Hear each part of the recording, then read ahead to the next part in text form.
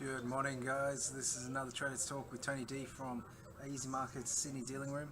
We have an interesting day ahead of us. We have the US dollars continuing to be on the back foot. You can look here in the dollar index. We're starting to test that, just those levels underneath 93 now.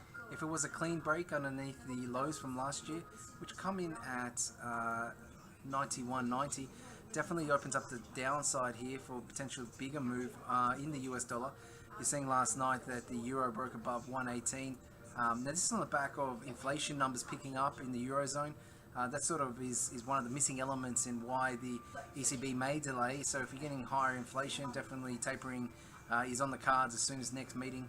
And so market's going to be looking forward to that. Potentially we're going to see the tapering plan and the timeline introduced. And the euro is in all purposes here pressing towards that 120 level. The top side in terms of how far we can get to in the short term is mainly limited to US dollar strength or weakness. So where's that come from? It comes from potential data here this week. We've got the PMIs out of the US and you have the NFP on Friday. So the pushback for the US dollar will come from that, but there's some geopolitical risks in terms of North Korea brewing. You're seeing that come through. Dollar yen testing 110 this morning in Asia.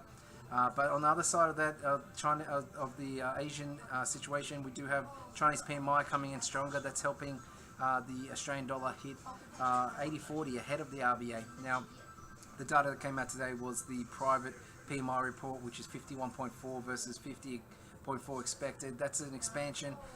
Good numbers and supporting the theme that China is not slowing down and helping the iron ore, which rallied 6% yesterday, and support the Aussie dollar. So in terms of the RBA, it's going to have to be some very aggressive jawboning here to derail this rally, and any sort of dip may just provide another buying opportunity. So if you're watching the market, look for the sellers to run out of steam, see if the buyers like the China story. That's the main theme today. In regards to later in the evening, there is a little bit more data coming out from UK, starting with the manufacturing PMI, and then the US, the all-important manufacturing PMI from the US is at midnight tonight, Australia time. Alright guys, good luck with your trading. If you want to have any more talk with a dealer like myself, come through to easyMarkets Dealing Room. If you're not a client, look at the link below. Let's see if you can join the Active Traders group. No, I'm not trading.